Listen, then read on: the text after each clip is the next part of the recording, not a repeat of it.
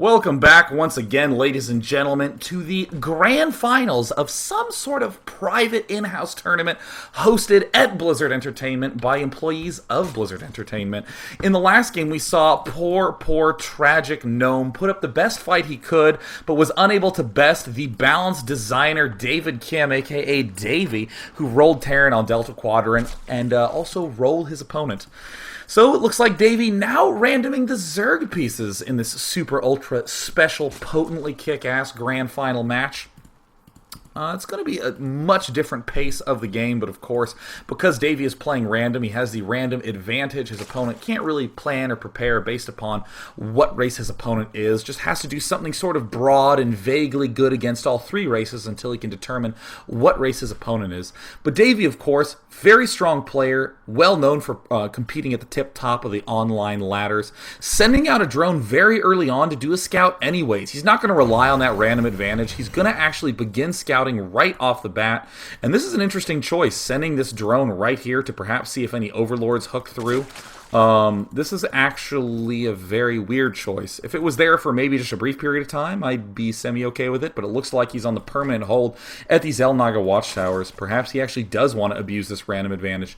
Looks like dayvie has not begun to do any sort of tech choice yet. It looks like he perhaps might be saving up for an early expand. No, there's a spawning pool going down, but it looks like GnoME, doing a little bit of a bold play. He does not know what race his opponent is. He's just going to early expand anyways. This is actually okay against all three races, with the exception of those goofy random players who do nothing but cheese, and that would be pretty awesome if, like, the balance designer for the whole freaking game is cheesing his, like, co-workers in the grand finals of a tournament just for a cheap win. Everyone at the office shows up, they bring their popcorn, they bring their brew, and dayvie just six pools a whole bunch of times, proxy racks, proxy gates. That would be serious boss mode. But no, it looks like both players doing something a little bit more typical. dayvie going for the usual pool gas. Generally, if you get the gas really early, you want to do some sort of speedling play. Generally, if you get the gas a little bit later, you want to be doing some sort of roach-oriented play. But dayvie's just getting the queen out, hasn't committed to anything. GnoME getting his gas geyser quite quickly after the early expansion. As we've seen, a lot of players are loving the mass Zergling play after they early expand, putting a little bit of pressure back on the opponent. And dayvie doing something a little unorthodox. He's getting the Baneling Nest before he gets any Zergling speed. This is going to allow him to do a key timing bust if he controls it really well, but you don't have that many Zerglings, and those Zerglings are not that fast, so that way you cannot really reinforce. So it means he's going to have to do a lot of damage with a handful of initial Banelings. And it looks like all Zerglings popping out for dayvie. His queen is now finished. He's beginning to add those larvae. No Zergling speed. He's saving everything for those Banelings. And there's that drone again to hold that watchtower. It looks like GnoME is continuing to make Zerglings of his own and getting a Roach Warren. Oh no! He's going to be very low on units for a brief period of time. The Baneling Nest is now finished. dayvie's beginning to advance forward. He has an Overlord. He sees exactly how much GnoME has. dayvie is now morphing in 6 Banelings, and it looks like more Zerglings are en route. This Roach Warren is about half finished for GnoME, but this is going to be very difficult to deal with. Those Zerglings are all positioned at the ramp, and the Queen's actually going to kind of get in the way here. Oh, the Banelings are marching in. More Zerglings from dayvie beginning to advance forward. Oh, there's the panic clicking by GnoME. And the Queen's actually doing a great job of blocking. One Zergling detonates. One Baneling detonates, detonating about 6 other Lings on its path. And GnoME just sending half these drones away. Run, little drones, run! Currently nothing being produced by either player, as both players are just looking at those Banelings going, oh please have the desired outcome. Banelings now marching forward. It looks like they're going to get a hit, pick off 2 drones, and a lot of drones get taken down. dayvie now is ending up building a little bit of Zergling speed, wants to back up, get a few more drones, continuing to add more of those little bits of larvae. There's a few Zerglings from dayvie still sort of chewing and nibbling at those key structures in the base. Oh, more Zerglings actually at the expansion. They're target firing the Queen.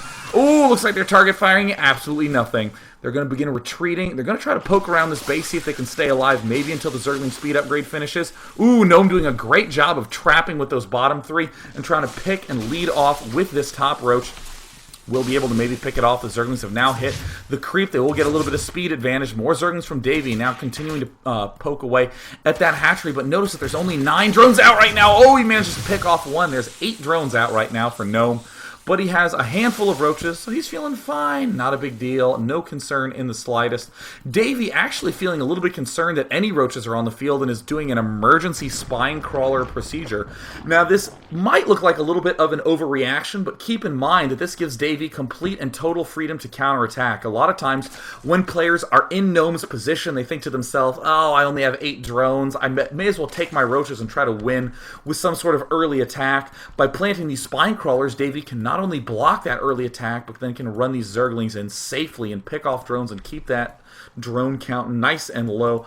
Looks like dayvie now beginning to tech up to higher and higher levels. Going to be going mass spine crawler. This is something a little bit unusual. We haven't really seen this for a while, as players are favoring a little bit more of the roach infester in the mid game as Zerg instead of the more ancient, the more archaic, the more antique Mutalisk play. A lot of players aren't really favoring Mutalisk in this matchup as much. But it looks like dayvie going all spine crawler all the time. Going to be teching straight up to something layer tech. Probably going to be Mutalisk. We see that GNOME is not actually mining any gas at all. I like this play a lot. Really wants to recoup that economy. And honestly, with a limited number of roaches, he's probably feeling pretty comfortable.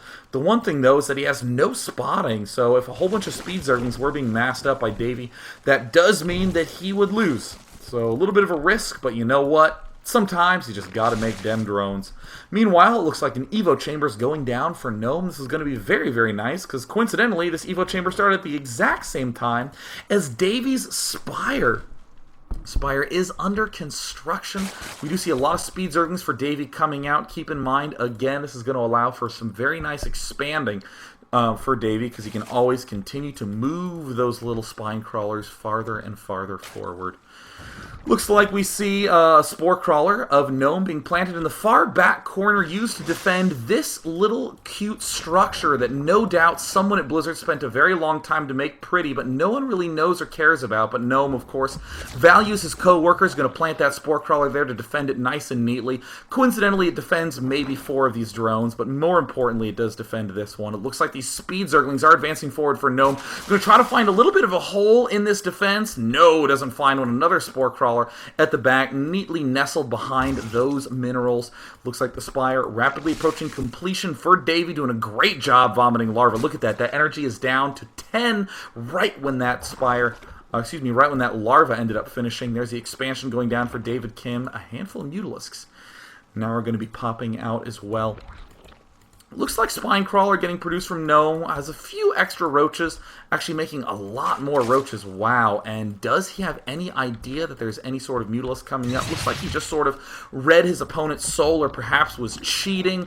I wouldn't dare accuse him of downloading a map havoc or something like that, because that is against the terms of service of using StarCraft 2. No doubt he just walked over to David Kim's computer, looked, saw a Spire, and is responding very smartly by getting Spore Crawlers and an excess of Queens. Queens are very, very good against Mutalisks because of the fact that they are very beefy units. They have a range of 7 on those air attacks. So much health, and with the Transfuse, it's very hard to whittle away on those Queens. So I love Queen Roach, one of my absolute favorite compositions in this matchup. Looks like that missile attack upgrade going to be able to help the Roaches and the Queens. So very, very good mix. We do have this Overseer out. A lot of Korean players are loving using the Mass Contaminate, just preventing those hatches from ever really gaining the benefit of larva production. Looks like dayvie now moving out with all these Mutalisks. Can he find a weak point? Ooh, yes, there's a little bit of a vulnerable zone here. Those Queens are not well grouped together. Most of the Queens are in the main, so it looks like dayvie's going to advance forward. Is target firing that Queen? Is she trapped? No, she's going to be able to run. Can he get off the Transfuse? He is beginning to shoot away at all of those Mutalisks. And uh-oh, David Kim's starting to realize, wait a minute, I am the balance designer for this game. This can't be. In the resource station, my opponent ahead of me in food? Surely not. It looks like dayvie's going to be going for a little bit of roach action of his own. This is actually a very common play like this Mutalisk into roach transition. Uh-oh, flying directly into a couple of Queens, losing one. Often when your opponent is starting to go roach, but then sees Mutalisk, they tend to overreact. They'll do things like get Hydralisks or maybe too many Infestors, But if you can respond by getting a ton of roaches of your own, exactly what dayvie's doing, you can catch your opponent off guard. He'll have way too much anti-air, and you will just move in with a big ground force. So the question is, will GnoME be able to respond appropriately? Will he have enough defenses prepared? There are 2 changelings marching out. dayvie, wow, not going for the contaminate. Love that contaminate play, but either way, just going to march right on in, see exactly what is up. There's the Spore Crawlers now finishing. Zergling hanging out in the main. Moving out, seeing absolutely everything that's in here.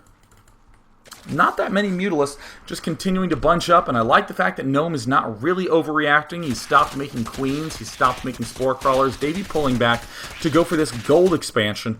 Wow, not the best drone saturation in the main. Some pretty good drone saturation at the natural expansion, but dayvie's actually in a pretty uncomfortable position. A lot of Queens still marching around for GnoME, doing a very good job of using that transfuse to keep them alive. Looks like the infestation pit has not actually begun making any infestors. No big surprise there. Not that much gas has been mined by GnoME this game. Mutalisks trying to squeeze in and find some vulnerability. Maybe a creep tumor morphing in the wrong location, maybe an outlying roach, but everything is being very nicely and neatly packed together. GnoME continuing to extend that creep out. Good job by dayvie expanding the creep in his own main, so that way if there are any Mutalisks that pop in there, he can use the creep to do a good old home turf advantage. But these players are actually very close in food count. Look at the unit counting station. Both of them have the same amount of workers approximately, but a couple more roaches out right now for dayvie, who actually hasn't been able to produce them for that long, but this is a very interesting choice. Tunneling Claws and Burrow getting researched by GnoME. Oh, that would be so cool to see that in action. dayvie continuing to send the changelings out and get a good idea of what's up. GnoME sending regular Zerglings out and spots the roaches for the first time. Let's see how this production ends up changing. For GnoME, he's getting another hatch in his base. These roaches from GnoME almost have the speed, almost have the Tunneling Claws upgrade. These Hydras from GnoME did manage to pick off 2 of those Mutalisks. Pretty huge, because that's really going to make GnoME feel like, well, yeah, I guess there's really no air on the map right now. No reason to even worry myself about that. So he's going to go ahead and sneak an expansion at this point in time. Going to take all those roaches, also take out these destructible rocks, but I'm really curious to see what GnoME is going to be doing with that now finished Burrow upgrade and the Tunneling Claws. Big macro mode planned right now for GnoME. Both players now starting their +2 missile attack. Interestingly, dayvie's is a little bit ahead. Second evolution chamber for dayvie out right now as he is beginning to take his gold expansion.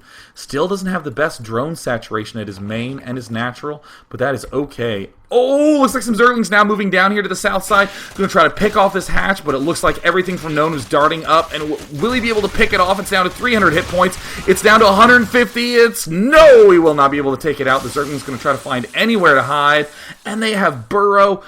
My hands instinctively tried to scan those Zerglings, but it's awfully hard to scan with Zerg. Now dayvie beginning to move out with a lot of roaches.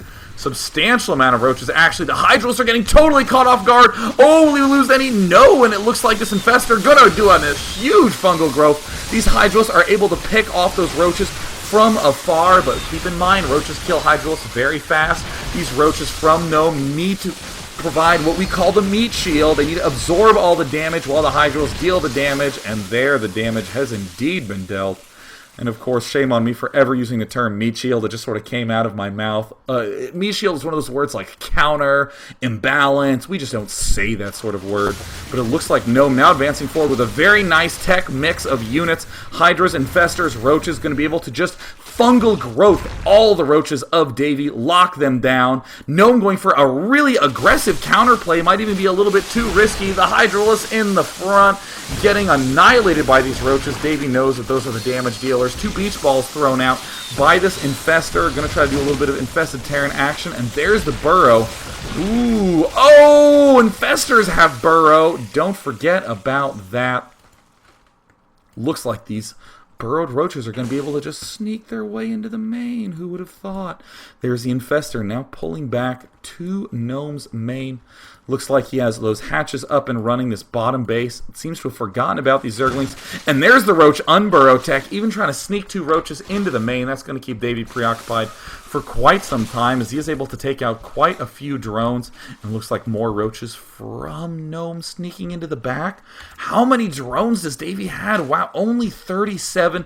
More Hydras, more Infestors popping out for Gnome. And it looks like dayvie's just waiting for that drone count at the expansion to get up nice and high in the production. We see 9 Roaches being produced by Gnome, a lot of units hanging out in the main, a pretty big Hydra count, and oh, there's the Unburrow. Look at that, a 10-kill Roach in the main, picking off a lot of these drones. Only looks like 4 or 5 drones left in the main. These 2 queens will be able to pick it off, and it looks like dayvie trying to go for a little bit of an aggressive counterattack of his own, but the Fungal Growth Hydra mix is so brutal to deal with, and dayvie getting Fungal Growth again, will not be able to burrow and hide. He is trying to be able to pull back.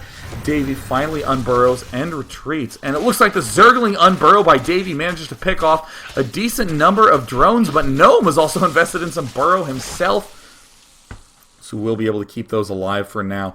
Running a little bit dry in the main, only 5 mineral patches left. This gold from dayvie is huge. In the resource station, we do see Gnome's at 142 food. Very good Gnome. And he also has a little bit of a trust fund building up. 1,600, 500 in the bank. This third base has not really been able to get up and running yet.